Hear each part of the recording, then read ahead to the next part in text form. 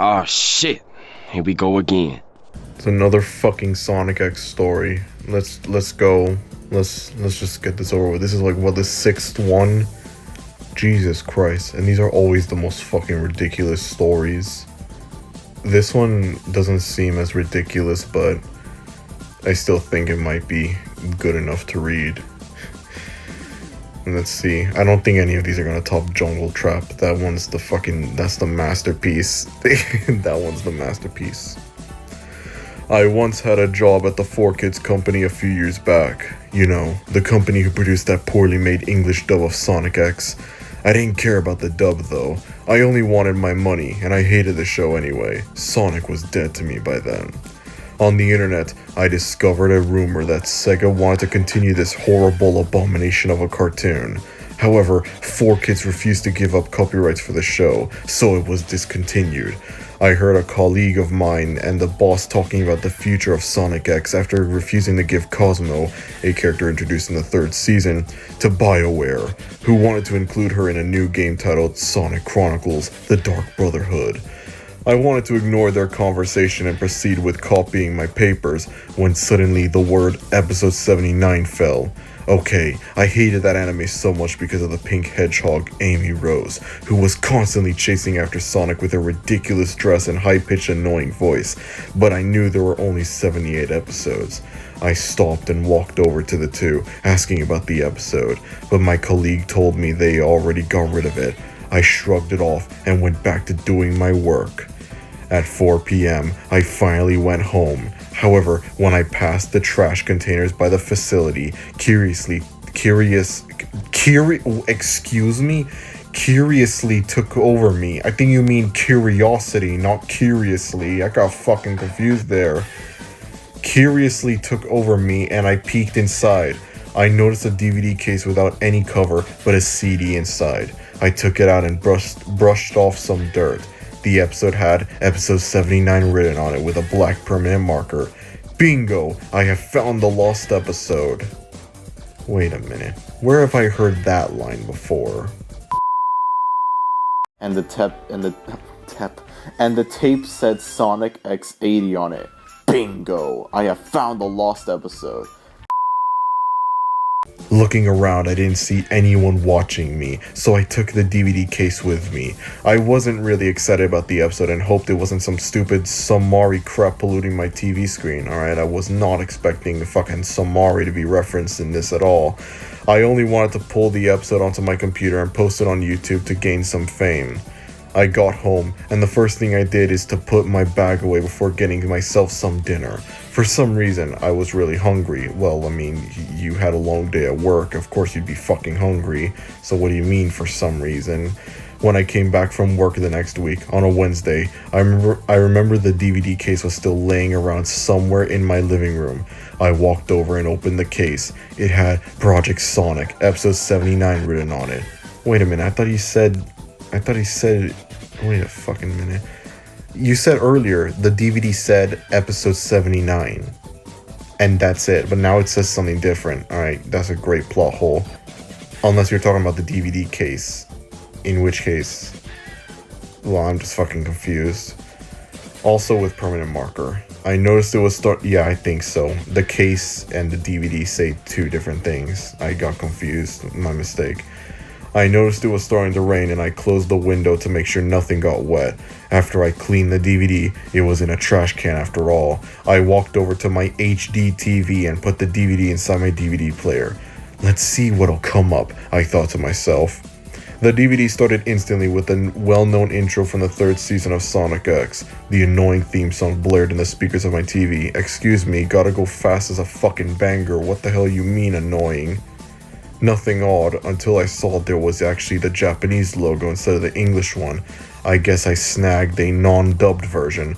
I was glad not to see the fucked up edits 4Kids dared to do. I could understand a lot of Japanese, being a proud weeaboo anime fan. Yes, thank you for telling all of us what a weeaboo is. I'm sure you know what I'm talking about. Oh, fuck this story. The intro ended with each character posing in a group picture with Eggman in the background. I noticed Chris was missing from the group picture. I guess it was some tweak since Chris went home in episode 78. Just as the image faded to black, a loud clap of thunder managed to cause a power failure. It was only my house. When I asked the neighbors about it, okay, weird way to fucking format that sentence, and the AC just turned on, so if you're confused about the noise in the background, then don't worry, it's just the AC. I'm hoping to God this is not going to affect the recording, because that's going to suck. My laptop was still working since I left it on and now ran on battery, so I manually opened the disc platform. My DVD player could be opened manually. It had a button that opened the case that worked without any power. I'm so fucking confused, man. Can we get to this scary part already? What the fuck is taking you so long? I want scary. Give me the scary. Jesus Christ. Let me reset this.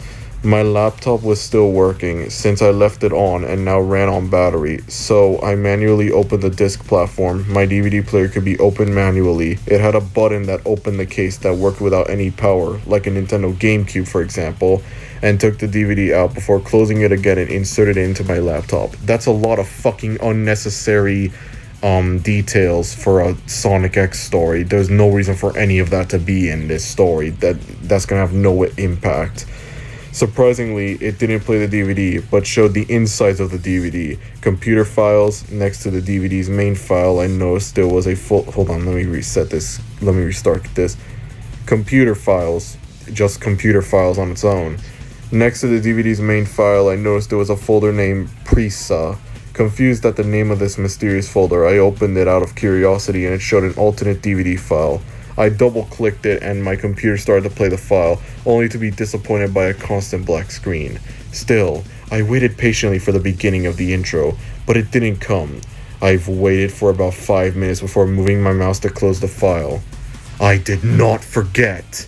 I jumped at the distorted female voice as the screen flashed red for a split second. I closed out the file. That moment nearly gave me a heart attack. The thunderstorm outside of my window was getting worse and louder. It was getting closer. Since everything was already turned off, I didn't bother about it and exited the folder to play the original file. It played the intro. Chris was still missing as usual. Jesus Christ.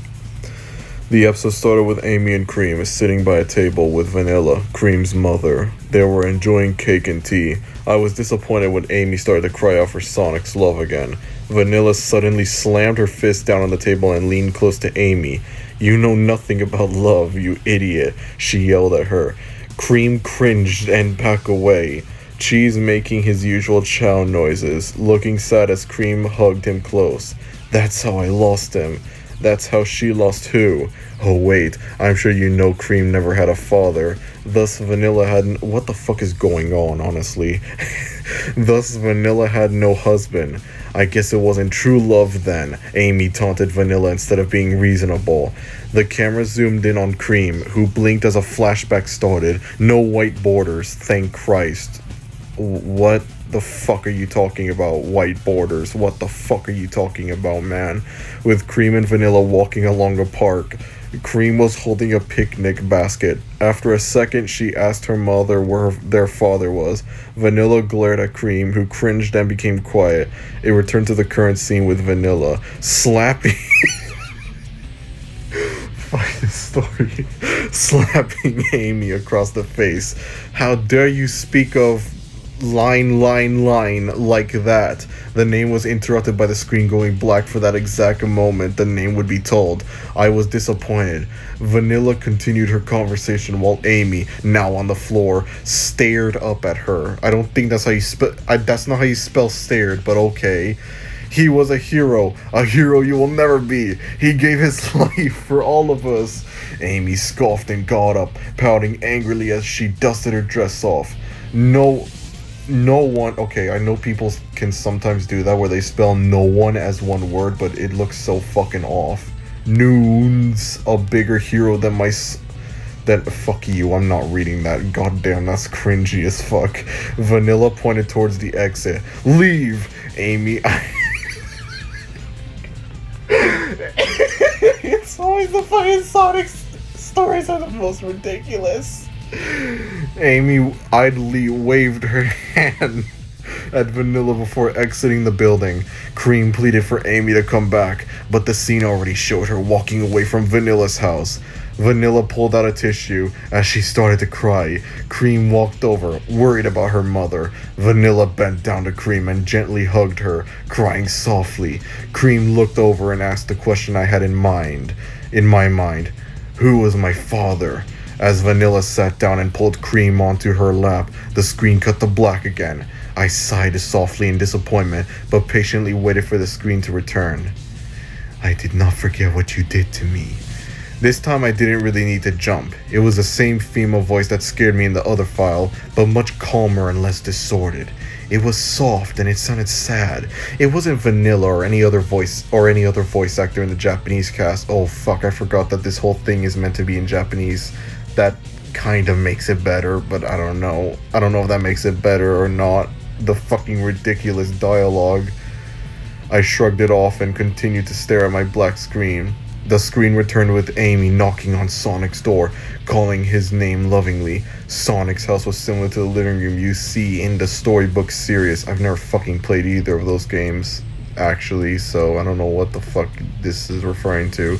With stairs going up, Sonic sat on the couch, his feet on a table. As Sonic heard Amy's knocking, he groaned and sat up straight. It's her again, Sonic muttered in an annoyed tone as he got up and walked towards the door before opening it. Sonic, you didn't forget about our date tonight, right? Amy smiled before turning to just walk off. It's probably a joke, since Sonic promises Amy a date here and there, mostly when being out of character, and he continuously forgets about them.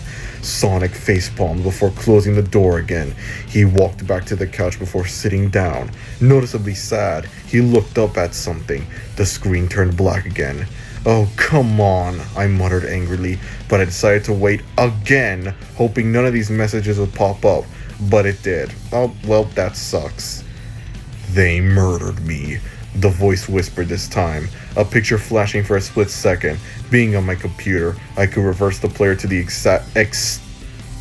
Okay, I have so much saliva in my mouth from talking, I need to swallow, I'm sorry. I could reverse the player to the exact point the picture flashed, and I was quite surprised at what I saw. It was Princess Sally. She didn't have a new style or anything. She looked like she did in a much better cartoon show, Sonic the Hedgehog, aka Sonic Sat AM. She was staring at the screen. Her face looked bland and empty. Sally was missing her mouth, and the whole picture had a red tint to it, especially her now crimson eyes. I snagged a screenshot of it, imported the image to MS Paint, and saved it to my computer. I still have the file. It's called sally.png. I continued to play the file. It took a while for the screen to return again, and the picture of Sally disturbed me, but also made me happy. Did Sega not forget about Princess Sally after all? The screen returned. It had a faint white border to show it was a flashback scene. Oh man, that's gonna fucking piss you off. And now I know what you're talking about. I don't know why the fuck a white border in a flashback scene would piss you off, but okay. Well, now you're gonna be pissed off at me earlier because of the fucking flashback joke I did. Does anybody remember Rosie the Rascal? The actual sweet little girl before that other pink hedgehog showed up? Yeah, I'm pretty sure they're the same character, so I don't know what the fuck you're talking about. I'm pretty sure they're the same character. Yes, she was walking along a forest. No, I read it wrong. I thought it was a typo of alone, my mistake. She was walking along a forest, humming a playful tune. I think she was voiced by Cream's voice actress, only using a different pitch. Rosie entered a house that I couldn't really recognize. It was a wooden hut with hay for the roof. The camera cut to inside. Most of the things inside were made of wood. At first I thought it was supposed to be something tribal, but then I noticed the handheld computer, Nicole, on the small round table. It hit me. Was this Sally's hut? Indeed, who the fuck is Nicole? Someone's gonna get angry at me for asking that. I know who Sally is. Who the fuck is Nicole? Who the fuck is Nicole? I'm just gonna say that right now. Someone's gonna get angry at me for asking that.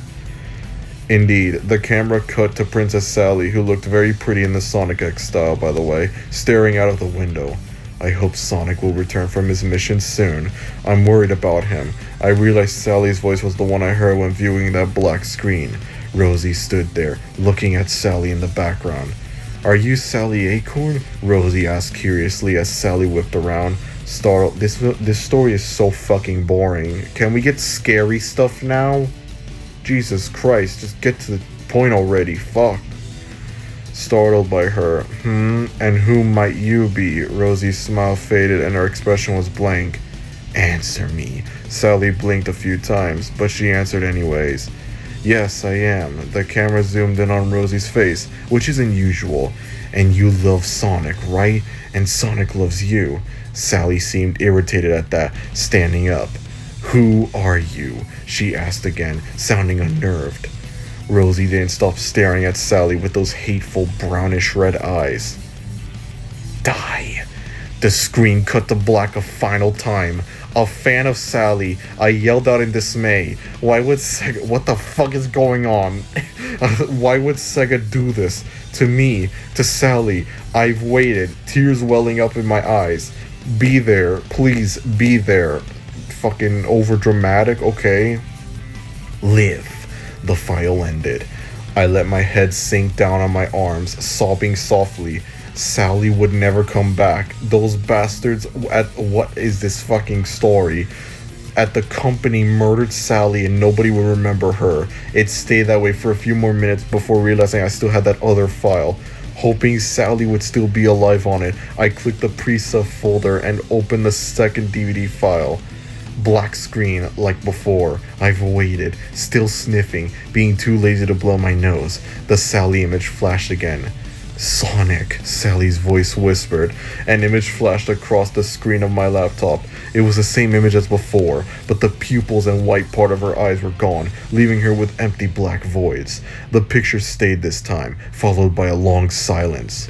I was about to close the file, starting to sob again, but then I noticed the picture was changing. Black gooish tears started to run down Sally's cheeks, slowly. Very slowly. Suddenly, a loud screech interrupted my thoughts. Red-tinted lights were now in place of her pupils, staring right at me. I jumped and those red pupils followed me whenever I moved. Free. The image disappeared and the screen went to black again. I sighed and looked towards the ground. The AC turned off, by the way. Fucking hell, this is one crazy-ass recording, isn't it? But soon after that, I heard the sound of wind blowing from my speakers. I looked at the screen again. Sonic was there, standing in the middle of a graveyard. He bent down to one of the tombstones, which was empty. The camera showed his sad face as he said, "Good night, my sweet princess," in a gentle, loving tone, and placed some flowers beside the tombstone before he left. Right as Sonic was out of sight, Amy came over and looked down at the blank tombstone angrily. She scoffed, "I can't believe he still won't give up," before she raised her hammer and smashed the tombstone as the file ended. I sighed sadly and closed the DVD player. When I looked at the file, the DVD files were gone. Instead, I saw a text file. I didn't really want to, but I opened it anyway. Amy wasn't supposed to exist. She was created to replace 2@11Y. Shit, that also sounds familiar. Where have I heard that before? The next day, Saturday, I found a random sticky note on the tape. It said, "Girls Jungle Trap was not supposed to exist. It was created to replace 2@12v.tag." Guys, either this story is ripping off Jungle Trap in a subtle way, or Jungle Trap is ripping off Elements. I have no idea which story came first, but holy shit. Given how fucking abysmal Jungle Trap is, I'm pretty sure, because this is a little more competent. Because this is a little more competent in comparison. But, Jesus Christ. At least Jungle Trap is fucking funnier than this. This is boring. It's a little funny in some parts, but it's boring. Enough. I closed the text file and the folder, but I didn't have time to recover as I was staring at Princess Sally, replacing my desktop. Fortunately, I put a stop to that by restarting my laptop. It then booted up and it didn't have Sally anymore. My desktop is now back to normal. I hope you never find this episode online, because you never know what you're about to end up watching. Good God, what a long fucking story that was. I think I'm gonna do something different with this story, because I want to put this into the part 3 of the SpongeBob and Sonic. But I feel like this story is so long that I might make it its own video, and I'm gonna read something else for the SpongeBob and Sonic video. Because Jesus Christ, this is a fucking long story. Alright, thanks for watching this video, guys. See you next time. Bye. It's good to be back, baby. It's good to be back.